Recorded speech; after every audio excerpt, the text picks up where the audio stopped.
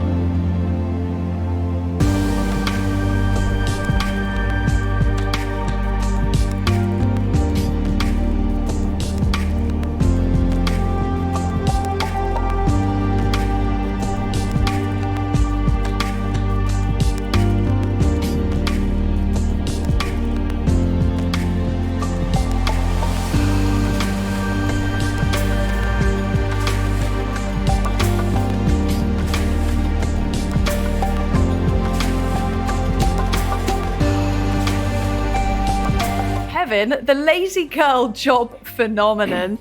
Haven't they just found a really smart way to hack the system? You know, we've seen this movie before. It was called Quiet Quitting only 18 months ago, and it was multi-gender at that time. It wasn't just lazy girls, it was everybody. And the economy was coming through a worldwide pandemic, and new work models were emerging. And so we deal with this every day. I've got portfolio companies, 34 different companies. 40% of our employees have not returned to work, primarily in areas such as accounting, logistics, and compliance, and now social media support. We have virtually no one in that category that works out of an office. They work from all around the world. But here's the point I want to make. Whether you're a lazy girl or you're a quiet quitter, doesn't matter, because you either perform your task on a project basis. In other words, if you're releasing your quarterly financial statements next Thursday at 12 noon and you're the head of finance and you're working remotely from another country, nobody cares how you get it done or what time you do it in. It's just that, do you release the statements on time for compliance? And so the whole world is watching this happen, and so are young and old people, and saying, wait a second, for my job, I don't need to sit in a cubicle. I'm going to be a lazy girl, I'm going to be a quiet quitter, but I'm going to get my job done and I'm going to get paid. And so I'm paying plenty of people more than $80,000 a year, or euros in the case of my employees in Europe, or pounds, or any of the European countries or Asian countries or Middle East countries, that they work with us. And they're making lots of money, but they're getting it done on a project basis. So I wouldn't be too concerned about this. Now, if you're just lazy and you can't get anything done, I'm going to fire your ass. And I do that all the time.